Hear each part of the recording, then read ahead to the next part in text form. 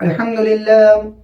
الحمد لله وكفى والسلام على عباده الذين اصطفى أما بعد فأعوذ بالله من الشيطان الرجيم بسم الله الرحمن الرحيم إن الله ملائكته يصلون على النبي يا أيها الذين آمنوا صلوا عليه وسلموا تسليما اللهم صل على محمد النبي الأمي وعلى آله وبارك وسلم تسليما كثيرا كثيرا صدق الله مولانا العظيم وصدق رسوله النبي الكريم ونحن على ذلك من الشاهدين والشاكرين والحمد لله رب العالمين اما بعد محترم ناظرین، تمام تعریف اللہ کے لیے ہے جو سارے جہان کا رب ہے، جو رحمان ہے اور رحیم ہے۔ اللہ تعالیٰ نے اس کائنات کو، کائنات کی ہر ایک چیز کو، دنیا کی ہر ایک نعمت کو، یہ آسمان، یہ زمین، یہ سورج، یہ ستارے،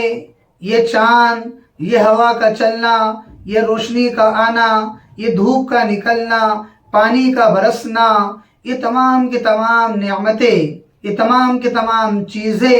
جو آنکھوں سے ہمیں نظر آ رہی ہیں، وہ چیز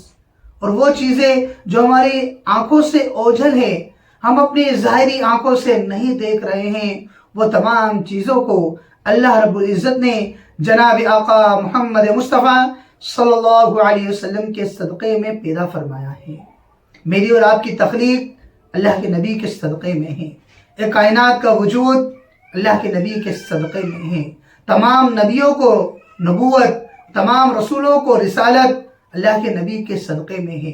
جنت کا حسین منظر اللہ کے نبی کے صدقے میں ہے، ہر ایک چیز کا وجود تو فرمایا کہ اللہ رب العزت نے میرے اور آپ کے آقا محمد مصطفیٰ صلی اللہ علیہ وسلم کی محبت میں پوری دنیا کو وجود بخشا ہے۔ اتنے حسین اور اتنے خوبصورت نبی اللہ رب العزت نے مجھے اور آپ کو عطا فرمائے ہیں، ہمیں اس کی قدر نہیں ہے کہ اللہ رب العزت نے اتنے عظیم نبی ہمیں عطا فرمائے ہیں، جو تمام نبیوں کے سردار ہیں، خاتم النبیین ہیں، سید الکونین ہیں، دونوں جہان کے سردار ہیں۔ فرمایا وہ نبی اللہ رب العزت نے ہمیں اور آپ کو دیے ہیں، اس نبی کی امت میں اللہ نے ہمیں اور آپ کو پیدا فرمایا، ہم اس کی قدر کریں۔ اللہ نے موقع دیا تو ہم 2 رکعت نماز صلاۃ الشکر کی اس نیت سے پڑھیں کہ یہ اللہ تیرا شکر ہے، تیرا احسان ہے، یہ اللہ آپ کا فضل ہے کہ آپ نے ہمیں جناب آقا محمد مصطفیٰ صلی اللہ علیہ وسلم کی امت میں پیدا فرمایا۔ بہت بڑی نعمت ہے، بہت بڑی نعمت ہے۔ نبیوں نے اس امت میں آنے کے لیے دعائیں مانگی ہیں، اللہ رب العزت نے مجھے اور آپ کو بغیر مانگے اس امت کے اندر پیدا فرمایا، اس اللہ کا ہمارے اوپر کتنا احسان ہے۔ اللہ رب العزت نے جناب آقا محمد مصطفیٰ صلی اللہ علیہ وسلم کے ذریعے سے دنیا میں اتنے معجزات ظاہر فرمائے ہیں، ہم اس کا تصور بھی نہیں کر سکتے کہ انگلی کے اشارے سے کہ زمین پہ کھڑے کھڑے، فرش پر کھڑے کھڑے اللہ رب العزت کے اس محبوب نے، ہمارے آقا محمد مصطفیٰ صلی اللہ علیہ وسلم نے کہ اپنی انگلی کے اشارے سے آسمان میں لگے ہوئے چاند کے 2 ٹکڑے کر دیے۔ زبردست چیز، زبردست معجزہ تھا۔ اللہ رب العزت نے جناب آقا محمد مصطفیٰ صلی اللہ علیہ وسلم کے سینے میں اپنا کلام اتارا، جو کلام اللہ اتارے، یہ ایسا معجزہ ہے کہ دنیا کی کوئی طاقت کا قرآن کا بدل پیش نہیں کر سکتی، کوئی ایک پارہ، ایک سورت، ایک آیت، ایک حرف بنا کر نہیں لا سکتی ہے، کیونکہ اللہ رب العزت نے یہ قرآن عظیم زبردست ایک معجزہ بنایا ہے، زندہ جاوید کا یہ معجزہ ہے، تا قیامت تک کے لیے لوگوں کو چیلنج کرتا ہے کہ ہم نے اس جیسا کلام یا اس جیسی کوئی صورت یا اس جیسی کوئی آیت بنا کے لے آؤ، تو کہا دنیا کی طاقت قاصر ہے، کسی میں طاقت نہیں ہے کہ لا سکے۔ تو میرے بھائیوں، میرے نام محترم ناظرین، اللہ رب العزت نے وہ نبی ہمیں عطا فرمایا، ہم اس کی قدردانی کریں، ہم اس کی قدردانی کریں۔ ایک مرتبہ جناب آقا محمد مصطفیٰ صلی اللہ علیہ وسلم ایک سفر میں گئے، سفر میں تھے، اسی سفر میں ایک دیہاتی، حدیث میں آتا ہے ایک دیہاتی گاؤں کا رہنے والا جو اپنے چرواہوں کو، اپنے جانوروں کو چرا رہا تھا، چوپایوں کو چرا رہا تھا، تو اللہ کے نبی صلی اللہ علیہ وسلم نے دیکھا کہ یار یہ چرواہا ہے، بکریاں یا جانور چرا رہا ہے، تو اللہ کے نبی صلی اللہ علیہ وسلم نے اس کو پاس میں بلایا۔